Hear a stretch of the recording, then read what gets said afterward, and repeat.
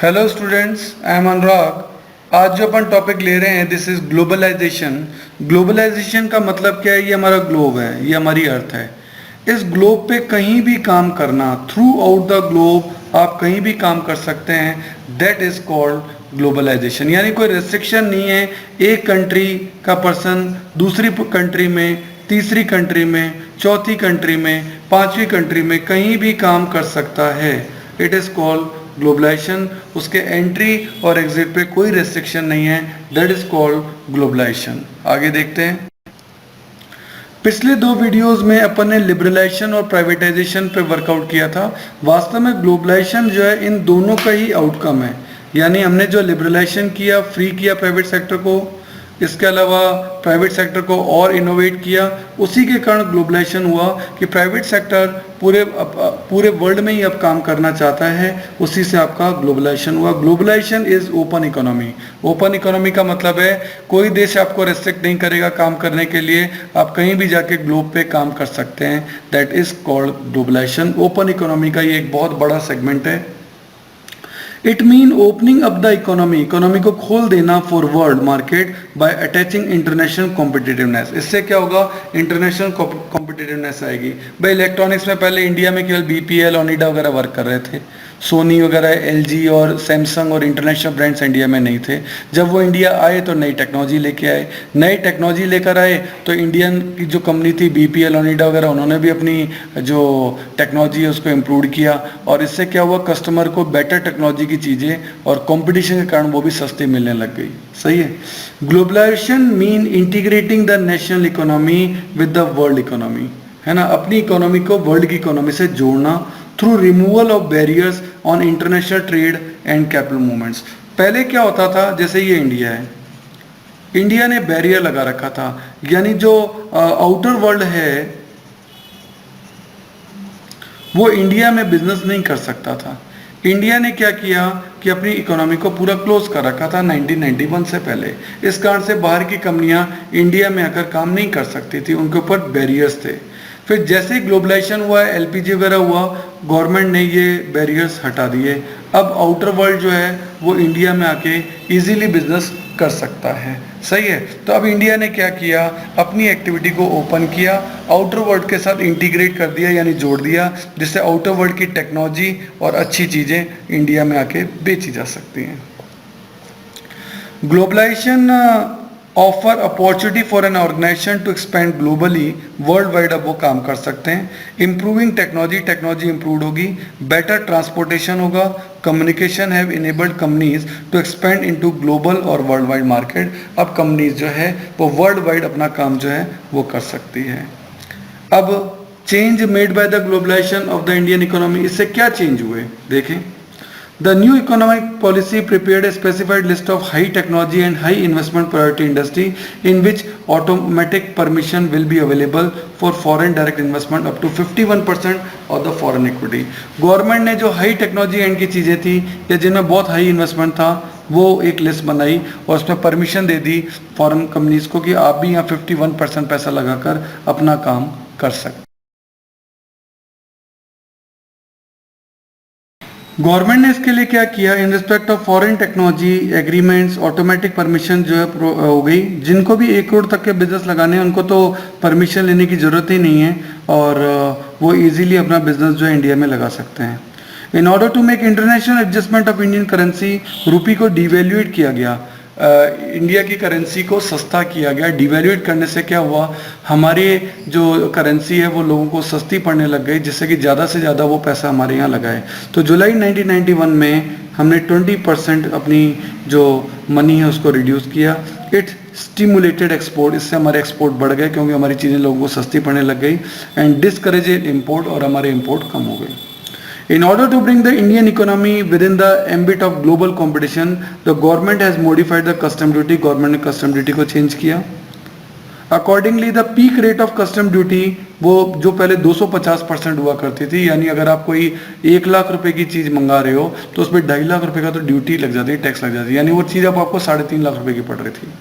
उसको गवर्नमेंट 10% पे ही ले आई, यानी 1 लाख की चीज़ आपको 1,10,000 में मिल जाएगी। अब आप देख लो इतना रिड्यूस किया जिससे कि हमारी जो इकोनॉमी है वो ग्लोबल इकोनॉमी से इंटीग्रेट हो सके, जुड़ सके। सही है। अब इसका फायदा क्या हुआ, पॉजिटिव एंड नेगेटिव ट्रेड्स क्या हुआ in favour of globalisation. Favour में क्या हुआ, ग्लोबलाइजेशन से क्या हुआ, हम ग्लोबल मार्केट से जुड़ गए, हम एडवांस टेक्नोलॉजी का यूज़ करने लग गए, यानी वो टेक्नोलॉजी हमारे इंडिया में थी ही नहीं, लेकिन अब ग्लोबल इकोनॉमी से इंटीग्रेट होने के कारण वो टेक्नोलॉजी का यूज़ भी इंडियन कंज्यूमर कस्टमर्स जो है वो कर पा रहे थे। लेकिन इसके अगेंस्ट भी कुछ है। इसके अगेंस्ट में ये कहा गया कि जो ग्लोबलाइजेशन है उसका फायदा जो है वो डेवलप्ड कंट्री को ज़्यादा मिला, क्योंकि उनको अपना मार्केट एक्सपेंड करना जो है वो आसान हो गया। American companies, Japanese companies, Chinese company अब इजीली इंडिया में आकर जो है वो काम कर रही थी। तो खैर बेनिफिट तो हमको भी हुआ, लेकिन हमसे ज़्यादा बेनिफिट जो है वो इन कंट्रीज़ को हुआ, क्योंकि इनको नया मार्केट मिल गया, नया बिजनेस मिल गया, अपने मार्केट अपने प्रोडक्ट को बेचने के लिए उन्हें नए कंज्यूमर मिल गए। लेकिन हम पुअर कंट्रीज़ जो है वो इतनी डेवलप इसमें नहीं हो पाई और उनको तो बेसिकली यूज़ ही किया गया। ये भी ग्लोबलाइजेशन के अगेंस्ट में जो है वो जाता है। इसी में एक वर्ड निकलता है आउटसोर्सिंग, कि आउटसोर्सिंग क्या है, इसके लिए अपन इस चीज़ को समझते हैं। देखो आउटसोर्सिंग में क्या होता है, जैसे यूएसए है, यूएसए में लेबर जो है ना वो बहुत कॉस्टली है, लेबर जो है वो कॉस्टली है। तो यूएसए के कुछ बिजनेसमैन जो हैं वो ये सोचते हैं कि क्यों ना हम ये काम जो है किसी सस्ती लेबर कंट्री से हम काम करवा लें। मान लो उनके ऑफिस के अकाउंट्स मेंटेन करने हैं, तो उन्होंने क्या किया, इंडिया की एक सीए कंपनी से कोलैबोरेशन कर लिया और उन्होंने कहा कि आप हमारे अकाउंट मेंटेन करो। तो उन्होंने क्या किया, इंडिया से अपने अकाउंट मेंटेन करने चालू करवा दिए। तो अब क्या हुआ, यूएसए की कंपनीज हैं उनके अकाउंट कौन मेंटेन कर रहा है, इंडिया, या उनका कोई जो कस्टमर केयर है वो उन्होंने अपना इंडिया में बना दिया। तो इस तरीके से वो सर्विसेज जो हैं वो इंडिया से ले रहे हैं। इसको कहते हैं आउटसोर्स करना। क्या, इंडिया से वो अपनी सर्विसेज जो है वो ले रहे हैं, तो यूएसए के लिए क्या हुआ, अपने लिए सर्विसेज को क्या करना, आउटसोर्स, यानी आउट से सोर्स करना, बाहर से वो सर्विसेज ले रहे हैं, इसको बोलते हैं आउटसोर्स करना। क्योंकि इंडिया में लेबर क्या है वो काफ़ी चीप है, काफ़ी सस्ती है, इसलिए वो सोचते हैं कि लेबर वाला काम जो है वो हम इंडिया से करा लें तो अपना काम जो है काफ़ी सस्ते में हो जाएगा। इसी को कहते हैं आउटसोर्स। इसके लिए आप वर्ड सुनते होंगे बीपीओ, केपीओ। बीपीओ होता है बिजनेस प्रोसेस आउटसोर्स, यानी अपने बिजनेस का कोई प्रोसेस बाहर से करवा लेना। केपीओ नॉलेज प्रोसेसिंग आउटसोर्सिंग, यानी आपके कस्टमर को कोई इन्फॉर्मेशन चाहिए तो वहाँ कस्टमर केयर तो बहुत महंगा पड़ता है, इसलिए कस्टमर केयर यहाँ खुलवा लेते हैं। That is also called KPO. Okay, so लिखा है in outsourcing a company hire regular service from external sources। external sources से काम कराती है, mostly from the other countries which was previously provided internally or from within the country। जो पहले तो America वाले अपने अमेरिकन से ही काम करा रहे थे, अब वो इंडियन से काम करा रहे हैं। ऐसा नॉर्मली आईटी इंडस्ट्री में काफ़ी होता है। Most of the foreign companies are outsourcing their services to India as they can be performed at a cheaper cost। क्योंकि सस्ते में काम हो रहा है, with reasonable degree of skill and accuracy। उनको ट्रेन कर दिया जाता है और वो अपना पूरा काम जो है इंडियन से कराते हैं और उनका एक्सेंट वगैरह पे वर्क कर लेते हैं, उनको अच्छी सी ट्रेनिंग दे देते हैं और पूरा का पूरा अपना सिस्टम जो है वो बाहर से आउटसोर्स करवाते हैं। India is able to take advantage of outsourcing because of qualitative and cheap labour. India में क्वालिटेटिव और चीप लेबर है।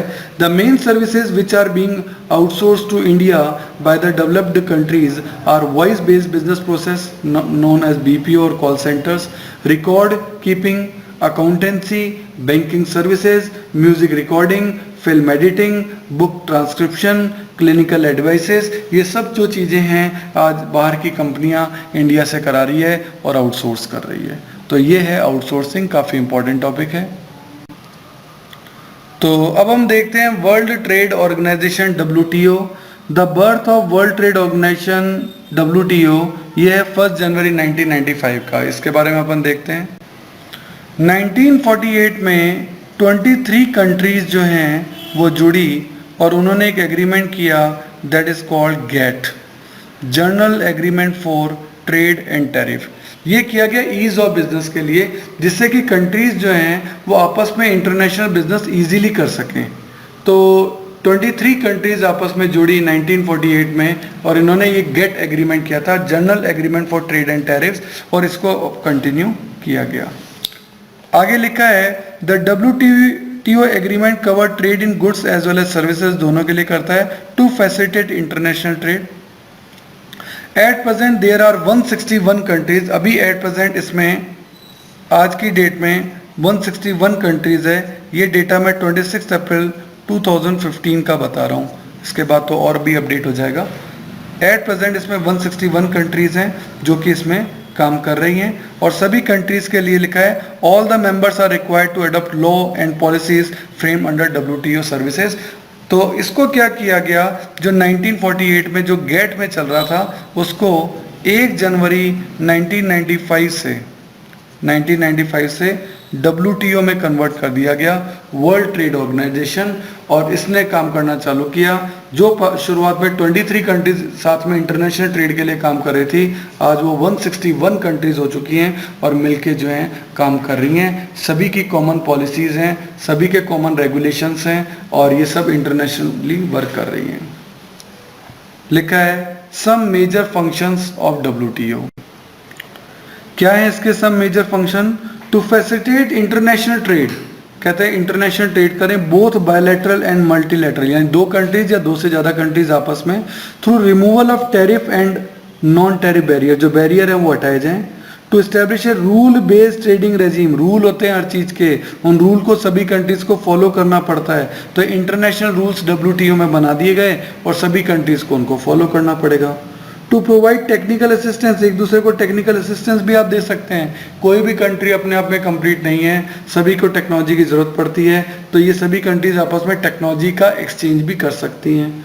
To ensure optimum utilisation of world resources, और वर्ल्ड रिसोर्सेज का मैक्सिमम यूज़ कर सकें। कोई चीज़ जो अमेरिका में ज़्यादा बनती है वो इंडिया और चाइना में बिक सके, कोई चीज़ इंडिया में ज़्यादा बनती है तो वो वहाँ बिक सके। इस तरह से वर्ल्ड रिसोर्सेज का बेटर यूज़ हो सके। इसमें 2 वर्ड दिए गए हैं, बायलैटरल ट्रेड और multilateral trade. Bilateral trade, trade between 2 countries is known as bilateral trade, agreement हो जाते हैं कि भाई हम दोनों आपस में बिजनेस करेंगे, और यही जो एग्रीमेंट है 2 से ज़्यादा कंट्रीज के बीच में हो जाए तो उसको मल्टीलैटरल ट्रेड बोलते हैं। Trade between more than 2 countries is known as multilateral trade. सही है। टैरिफ बैरियर होता है जैसे कस्टम ड्यूटी। इंडिया ने आउटर वर्ल्ड के ऊपर बहुत हैवी कस्टम ड्यूटी लगा रखी थी, इवन 250% तक। तो इस कंडीशन में उनका यहाँ माल बेचना बड़ा ही मुश्किल हो गया था। ये कहलाते हैं टैरिफ बैरियर, है ना। लिखा है the barrier which are impose on imports पे लगाए जाते हैं to make them relatively costly, जिससे कि वो कॉस्टली हो जाए तो उन पर टैक्स ज़्यादा लगा दो। To protect the domestic production are known as tariff barrier. इससे क्या है, डोमेस्टिक कंपनियां जो हैं उनको कंपटीशन नहीं मिलता, क्योंकि आउटर वर्ल्ड का जो माल यहाँ आएगा बहुत हैवी टैक्स लगकर आएगा। दैट्स वाई वो जो महंगी हो जाएंगी, और महंगी हो जाएंगी तो फिर डोमेस्टिक कंपनीज का जो मार्केट है उसको इफेक्ट नहीं कर पाएंगी। ऐसे कहलाते हैं टैरिफ बैरियर्स। और एक होते हैं non tariff barrier. The barrier which are impose on the amount of import and export are known as non tariff barrier. यानी कस्टम ड्यूटी के अलावा और कुछ रेस्ट्रिक्शन हो, जैसे किसी चीज़ के इंपोर्ट पे ही गवर्नमेंट ने रेस्ट्रिक्शन लगा दिया कि नहीं जी हमें तो ये इंपोर्ट करनी नहीं है, तो इसमें कोई ड्यूटी तो है नहीं, बस गवर्नमेंट ने रेस्ट्रिक्शन लगा दिया, ये क्या कहलाता है, नॉन टैरिफ बैरियर। ठीक है। अब role of world trade organisation जो कि 1995 में एस्टेब्लिश्ड हुई, वो उसका रोल क्या है? वैसे तो इंटरनेशनल जो बिजनेस है उसके ईज के लिए, उसके ईजीनेस के लिए और उसके rule and regulation and control के लिए WTO बनाई गई है। फिर भी देखते हैं तो WTO को क्या करता है, WTO overseas the implementation and significant tariff cut. उसके कारण जो है काफ़ी टैरिफ कट और रिडक्शन हुए हैं वर्ल्ड के अंदर। It act as a watch dog, ये एक तरह से इसकी पूरी देखभाल करता है इंटरनेशनल ट्रेड की, और उनको रेगुलरली एग्जामिन करता है कि ढंग से चल रहे हैं या नहीं चल रहे हैं, इंडिविजुअल मेंबर्स को इसमें कोई दिक्कत तो नहीं आ रही है। ये रिकन्सिलेशन मैकेनिज्म भी देता है, यानी आपसी लेन देन का नेट इफेक्ट क्या पड़ रहा है, किसको किससे कितना लेना है। जैसे कि हम बैंक रिकन्सिलेशन स्टेटमेंट देखते थे, वैसे इसका रिकन्सिलेशन मैकेनिज्म जो है वो भी ये डेवलप करता है। इसके अलावा कोई ट्रेड डिस्प्यूट हो जाए दो कंट्रीज के बीच में, आपस में कोई झगड़ा हो गया तो उनको भी बायलैटरल टॉक से, आपसी बातचीत और या फिर डिस्प्यूट सेटलमेंट कोर्ट भी, इन्होंने कोर्ट भी बना रखी है कि यदि आपका कोई झगड़ा है तो आप उसे कोर्ट में भी सलटा सकते हैं। And WTO is a management consultant for trade park world trade के लिए वो मैनेजमेंट कंसल्टेंट भी है, यानी एक कंट्री दूसरी कंट्री के लिए कंसल्टेंसी भी यहाँ कर सकती है। एक तरीके से it's economist keep a close watch on the global economy, आप ग्लोबल इकोनॉमी पे अच्छे से वॉच कर सकते हैं। And provide studies on the main trade issue, और जो मेन ट्रेड इशू वर्ल्ड में चल रहे हैं उनके ऊपर भी स्टडीज जो हैं वो ये अवेलेबल कराता है। तो इस तरीके से अपन ने देखा कि लिबरलाइजेशन, प्राइवेटाइजेशन और ग्लोबलाइजेशन वगैरह जो है वो इंडिया में 1991 में इम्प्लीमेंट हुए। अब उनका अप्रेजल है, यानी उनकी परफॉर्मेंस चेक करते हैं अपन। An appraisal of LPG policies, यानी जो इकोनॉमिक रिफॉर्म्स जिनको नाम दिया गया था उनके बारे में क्या है। तो देखिए सबसे पहले है arguments in favour of economic reforms की 1991 में जो पॉलिसीज बनाई गई थी PV नरसिम्हा राव और मनमोहन सिंह के थ्रू, उसके अचीवमेंट्स क्या हैं। Number 1, increase in rate of economic growth. 1991 में जो हमारी ग्रोथ रेट 1.3% थी वो 2012-17 के बीच में 9 से लेकर 9.5% तक है, तो हमारी जो ग्रोथ रेट है वो बहुत तेजी से बढ़ी है। Rise in foreign exchange reserve, 1991 में जो हम केवल $6 बिलियन हमारे पास थे, आज हमारे पास $304 बिलियन जो हैं वो 2013-14 में थे, तो ये भी काफ़ी बढ़ गए। इनफ्लो ऑफ फॉरेन इन्वेस्टमेंट, क्योंकि ग्लोबलाइजेशन के थ्रू जो है फॉरेन कंपनीज भी अब इंडिया में आ गई, इससे क्या है कि हमारे पास फॉरेन इन्वेस्टमेंट्स लगातार आने लगे। पहले हमने रेस्ट्रिक्टेड बैरियर्स लगा रखे थे, तो ये फॉरेन कंपनीज जो है वो इंडिया में नहीं आ पा रही थी। कंट्रोल ऑफ इन्फ्लेशन, 1991 में 16.8% का इन्फ्लेशन रेट चल रहा था, जो 2015 के लेटेस्ट डेटा के अकॉर्डिंग सिर्फ 3.78% है, तो इन्फ्लेशन रेट भी हमने काफ़ी कम कर लिए। Increase in role of private sector, पहले प्राइवेट सेक्टर के ऊपर बहुत सारे रेस्ट्रिक्शन थे, ये काम नहीं कर पाते थे, इनको बिजनेस करने के लिए लाइसेंस वगैरह लेने पड़ते थे। अब गवर्नमेंट ने ईज ऑफ बिजनेस कर दिया तो प्राइवेट सेक्टर इजीली अपना काम कर पा रहे हैं, तो ये आर्गुमेंट है इन फेवर ऑफ इकोनॉमिक रिफॉर्म्स। आगे देखते हैं। इसके अलावा भी है चेक ऑफ फिस्कल डेफिसिट, जो गवर्नमेंट को नुकसान हो रहा था, गवर्नमेंट के एक्सपेंडिचर ज़्यादा थे, इनकम कम थी, और जो फिस्कल डेफिसिट 1991 में बढ़कर 8.5% ऑफ GDP हो गया था, उसको हमने कंट्रोल करके 5% तक जो लाए हैं, और उसके नीचे भी और लाने के प्रयास जो है इसमें चल रहे हैं। Decline in deficit balance of payment, receipt और पेमेंट जो ऑल और अब्रॉड से होती है, उसमें भी लिखा है the current account of deficit and balance of payment has decline from, जो पहले 9,680 मिलियन था डॉलर, वो अब घट के 2,579 हो गया 2001 में, यानी 10 सालों के अंदर हमने ऑलमोस्ट इसको 1/4 जो है वो अपना बैलेंस ऑफ पेमेंट को जो नेगेटिव चल रहा था उसको सही किया है। लेकिन इसके कुछ क्रिटिसिज्म भी हैं। क्रिटिसिज्म क्या, इसने कंपनीज पे तो ध्यान दिया लेकिन एग्रीकल्चर पे तो ध्यान ही नहीं दिया, यानी एग्रीकल्चर को ग्लोबलाइजेशन का इतना फ़ायदा नहीं मिला जितना कि इंडस्ट्रीज वगैरह को मिला, तो एग्रीकल्चर जो है ना वो उसमें काफ़ी नेगलेक्ट हुआ। ग्रोविंग अनएम्प्लॉयमेंट, क्योंकि प्राइवेट सेक्टर जो है वो एम्प्लॉयमेंट पे ध्यान नहीं, प्रॉफिट पे ज़्यादा ध्यान देता है, पब्लिक सेक्टर तो एम्प्लॉयमेंट पे ध्यान देता है, दैट्स वाई जो एम्प्लॉयमेंट है, अनएम्प्लॉयमेंट है वो इसमें बढ़ा है। Low level of industrial growth, industrial growth के बारे में भी हमने जितना सोचा था कि इतना डेवलप होगा उतना डेवलप नहीं हुआ। क्या हुआ, चीपर इम्पोर्टेड गुड्स जो है वो चीप हो गई, सस्ती पड़ने लग गई, तो लोग अब इम्पोर्टेड गुड्स की तरफ मुड़ने लग गए, इससे डोमेस्टिक जो इंडस्ट्री है उसको काफ़ी नुकसान हुआ। लैक ऑफ इंफ्रास्ट्रक्चर फैसिलिटी, कि इंफ्रास्ट्रक्चर फैसिलिटीज़ पे भी उतना ध्यान नहीं दिया गया जितना देना चाहिए था, इसके कारण इन्वेस्टमेंट जो है हमारे पास कम आए एज़ कम्पेयर्ड। चाइना में ज़्यादा इन्वेस्टमेंट्स गए और हमारे पास कम आए क्योंकि हमारे पास रोड, ट्रांसपोर्टेशन, इलेक्ट्रिसिटी, पावर, इनकी कमी थी।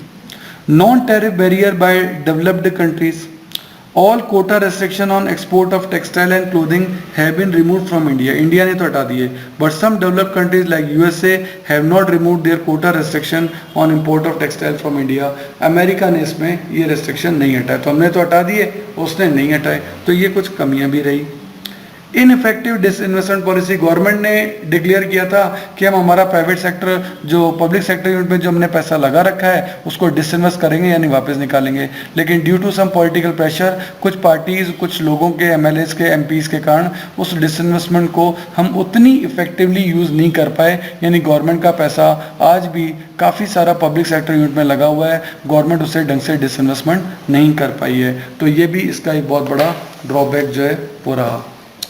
इनइफेक्टिव टैक्स पॉलिसी, गवर्नमेंट ने टैक्स रिडक्शन किए, गवर्नमेंट ने सोचा टैक्स रिडक्शन करने से पब्लिक जो है टैक्स इजीली दे देगी, लेकिन उसके बावजूद भी गवर्नमेंट के रेवेन्यू नहीं बढ़े और पब्लिक ने जो है टैक्स इवेजन जो है टैक्स की चोरी जो है वो कंटिन्यू रखी। स्प्रेड ऑफ कंज्यूमरिज्म, हर चीज जो कंज्यूमर के पॉइंट ऑफ व्यू से हो गई। The new policy has been encouraging the dangerous trends of consumerism by encouraging the production of luxury and item of superior consumption। अब जो है कंज्यूमर जो है वो चीज सेविंग की जगह हर चीज पैसा खर्च करने में लगने लग गया।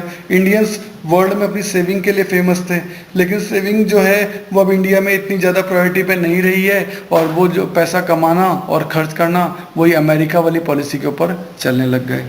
और अनबैलेंस ग्रोथ, कई एरियाज कई कंट्रीज तो खूब डेवलप कर गई इस पॉइंट ऑफ व्यू से, लेकिन कई जो पुअर कंट्रीज थी उनका डेवलपमेंट उतना नहीं हो पाया जितना कि डेवलप कंट्रीज ने पैसा कमाया। तो अनबैलेंस ग्रोथ हो गई, कई एरिया तो बहुत कई कंट्रीज तो बहुत अच्छी डेवलप हो गई और कई कंट्रीज को डेवलपमेंट का इतना फ़ायदा नहीं मिला। जैसे चाइना ने डेवलपमेंट का बहुत फ़ायदा लिया, लेकिन इंडिया उस डेवलपमेंट का उतना फ़ायदा नहीं ले पाया।